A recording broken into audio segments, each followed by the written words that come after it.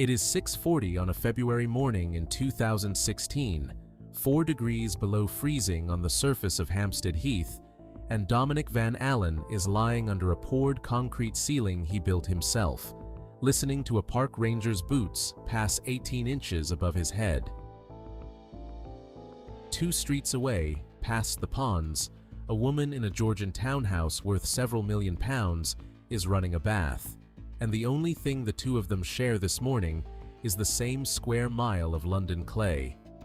You have probably seen a headline like this before. Man lives in secret underground bunker, and filed it under strange but sad, a curiosity, a wretched footnote. What actually happened underneath that heath and in a hole behind a baseball diamond 4,000 miles away in New Mexico is stranger than the headline, better organized than the mockery suggests, and ends in a place nobody predicts. Van Allen was not new to hard luck. He'd worked for years as a stagehand and television set builder, a trade that ended when a bone disease made the physical labor impossible.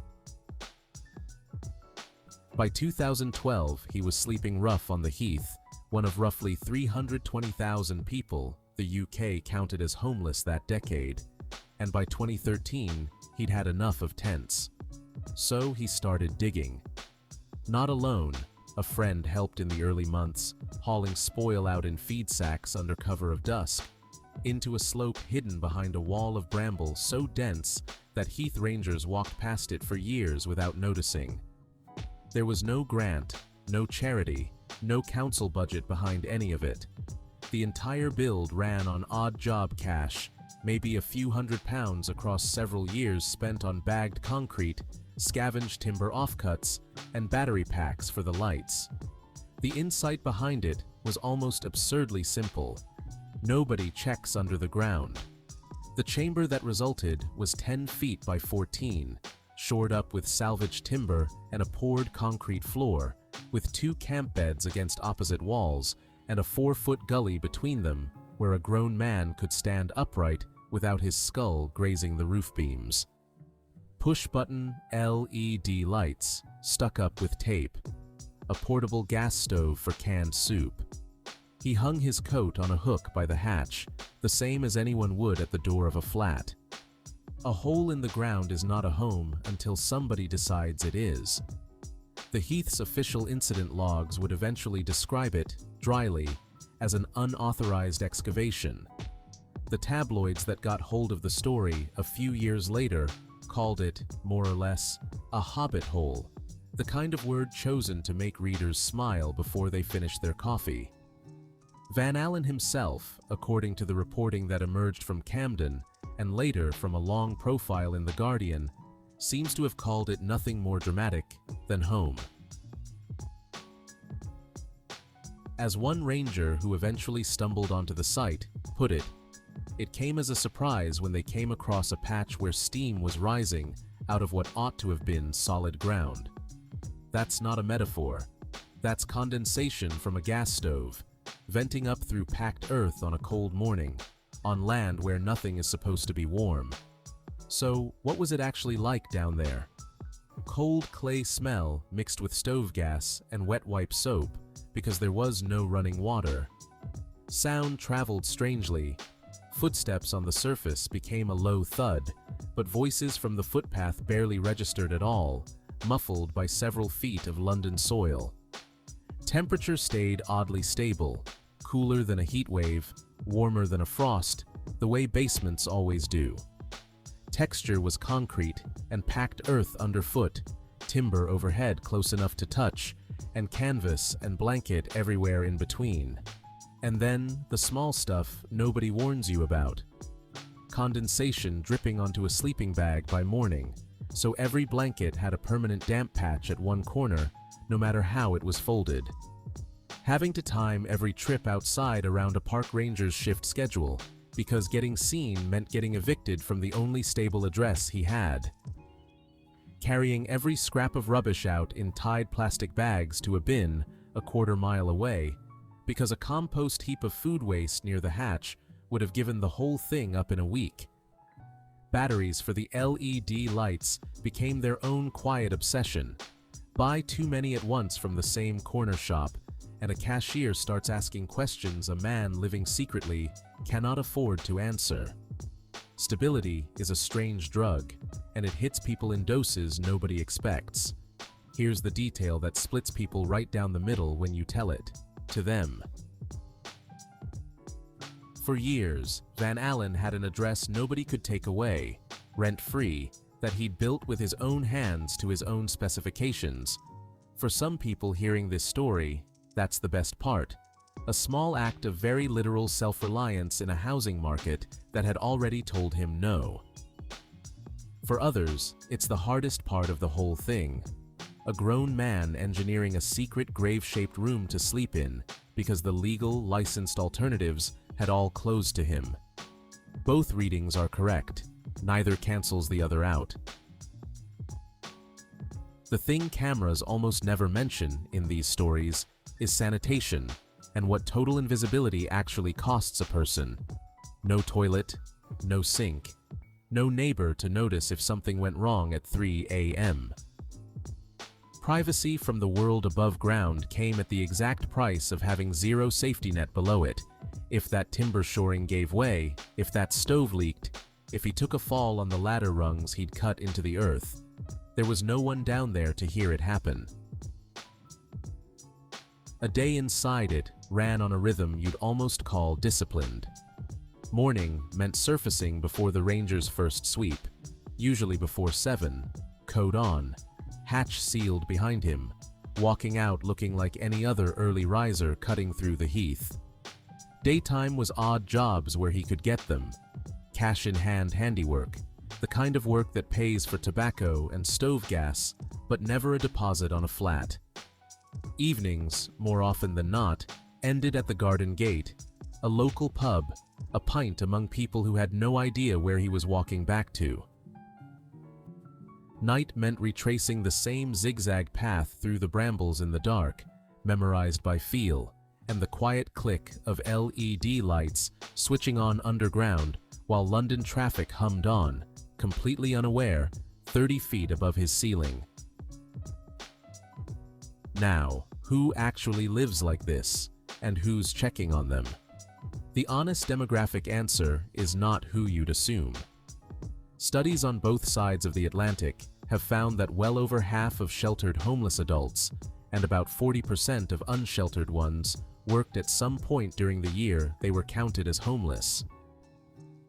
This was not a population entirely made up of addicts or the severely mentally ill, whatever the tabloids implied. Nobody was enforcing rules underground because no agency knew the rooms existed.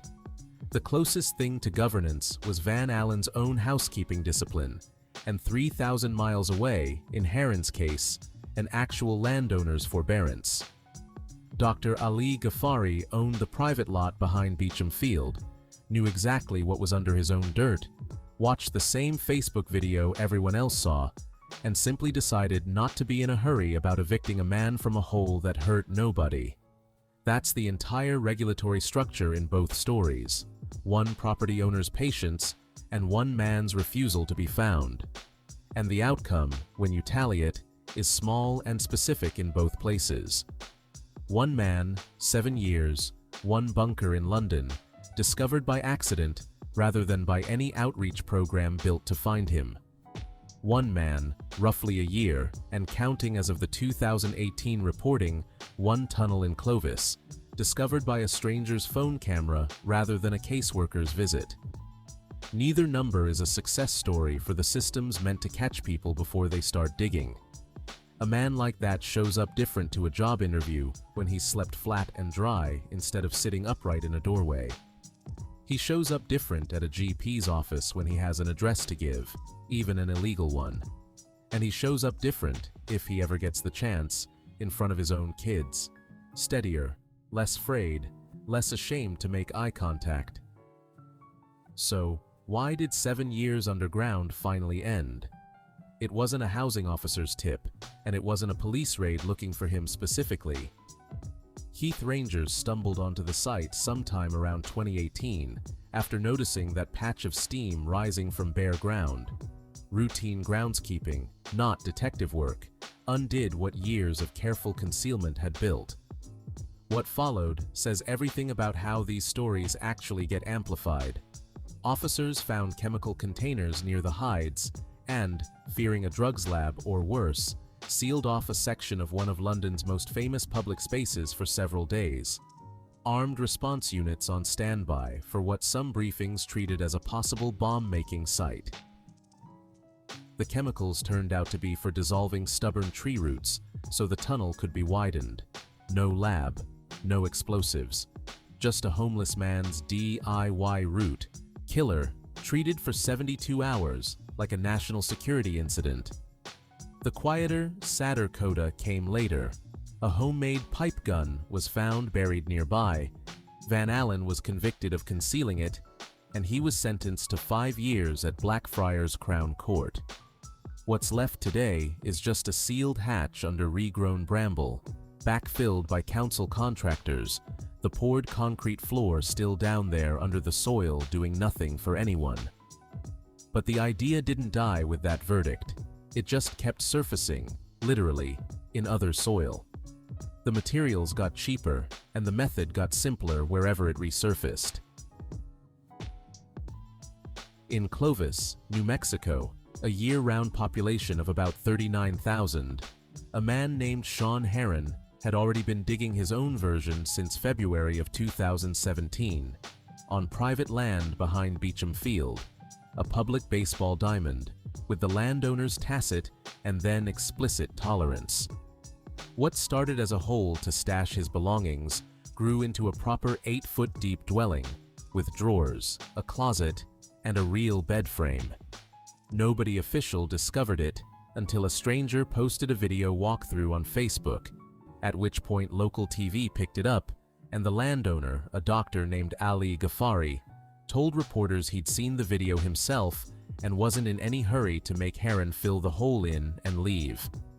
Local police still warned the public to stay away, citing poor ventilation and structural risk. The same unglamorous dangers that make headlines forget these places are engineering projects, not just sad photo opportunities. Widen the lens further, and the pattern gets almost absurdly durable. Beneath the neon of the Las Vegas Strip, an estimated 1,000 to 1,500 people currently shelter in roughly 200 miles of flood control storm drains, some of them furnished with salvaged carpet, shelving, and even bicycles chained to rebar, cool in summer and insulated in winter. One longtime tunnel resident interviewed by local reporters described the drains simply as the only rent he'd never missed, until monsoon season turns the same tunnels into flash flood death traps within minutes, and outreach workers go door to door, drain to drain, warning people to get out before the water does the evicting instead. In New York, journalist Jennifer Toth documented an entire subterranean community in the city's disused subway tunnels back in the early 1990s, a population she and researchers at the time estimated in the hundreds, if not low thousands, that gave the phenomenon its most famous nickname, the Mole People, decades before Van Allen ever picked up a shovel. In San Antonio, encampments built directly into drainage tunnels beneath the city have drawn the same complaint from residents every year. Authorities clear one, and within a season, somebody has dug another nearby. Because the tunnel was never the point, the shelter was. Across California's Central Valley, people priced out of the region's rents have carved living space directly into flood control berms and riverbank walls, DIY doors, and all. Close enough to almond orchards that some residents have described picking fruit for cash by day and climbing back into the bank by night. And if you want proof that dug earth living can outlast almost anything, look at the Q Chai tunnels outside Ho Chi Minh City. Over 150 miles of hand-dug passage that sheltered thousands of people for years during wartime, and, decades later, are still standing, sturdy enough that tourists crawl through them today. If you've made it this far into a video about people digging homes into the ground, consider subscribing. Not because the algorithm needs it, but because this channel keeps finding the stories that get compressed into a single mocking headline and then never followed up on. And there's always more underneath. Here's the assumption worth challenging before we go further. Picture a homeless tunnel dweller, and most people picture a young addicted drifter, hood up, shopping cart in tow. The actual population skews older and more work-connected than that image allows. Van Allen was in his 50s with a trade behind him. Heron was actively hoping to land a construction job by summer so he could move back above ground on his own terms, on his own timeline, not a caseworker's. Nationally, researchers project the number of homeless Americans over 65 will grow from about 40,000 to roughly 106,000 by 2030. A demographic shift Culhane's team at the University of Pennsylvania calls the graying of the homeless population. The person under the baseball diamond or the bramble patch is increasingly somebody's retired uncle, not a teenager, and increasingly somebody who was paying rent himself only a few years earlier. The strongest case against any of this, made plainly, sounds like this. These are unpermitted, unventilated, structurally unverified holes in public and private land, built with no inspection, no fire code, no egress plan, and if one collapses or fills with carbon monoxide from a gas stove, nobody will know until it's too late. Sympathetic framing aside, this is a genuine safety failure that a functioning housing system should never have allowed to become someone's only option. That criticism is fair, and it should be said plainly rather than waved away. The Clovis police were not wrong to warn people off Heron's tunnel, and a collapsed shoring beam or a leaking stove valve underground would kill someone just as dead as any other cause. But the honest comparison isn't underground bunker versus a safe home. It's underground bunker versus the sidewalk, the doorway, the encampment sweep repeated every few weeks at public expense. Studies on supportive housing have found cities saving anywhere from roughly $900 to nearly $30,000 per person per year, once someone is stably housed, largely from reduced emergency room visits, ambulance calls, and jail bookings. Denver alone once tallied $7.3 million a year in emergency service costs for just 250 chronically homeless residents cycling through the system, roughly $29,000 apiece, spent on crisis after crisis instead of one lease. Judged against that number, a hand-dug hole with a stove and a poured floor isn't a solution. It's a symptom of how much more expensive doing nothing turns out to be. On an ordinary Tuesday, long before any of this made the papers, Van Allen was seen by a dog walker near the ponds, sitting on a fallen log with a thermos, trading complaints about the wet spring with a Heath regular he saw most weeks. Two men talking about drainage and slugs in the vegetable beds. Nothing about tunnels, nothing about court dates, just two neighbors killing an hour outdoors. Somewhere in the reporting on all this, one line keeps surfacing that has nothing to do with concrete or shovels at all. Home isn't a structure, one account of the case observed. It's just proof that someone refused to disappear. Back on that freezing February morning, under the ranger's boots and the concrete ceiling, none of what mattered was the hole itself. What mattered was that Van Allen had a dry place to sleep, a door he could close, and a routine steady enough to call a life. Strip away the concrete, the LED lights, the buried gun charge that ended it. What's left is a floor, a door, and a routine. The same three things anyone needs, and almost nobody thinks to count. In the end, the whole 7-year story cost less to build than a decent second-hand mountain bike, which is either the saddest fact in this video or the most hopeful one, depending on whether you're looking at what he had to build or what it should never have taken to get there. If you want the next one, it's about the tunnels under Las Vegas we just mentioned. specifically the outreach workers who go down into 100-degree flood drains every week to convince people to come up, and the one detail from their case files that nobody in Vegas government wants printed in a headline. Subscribe, and I'll see you down there.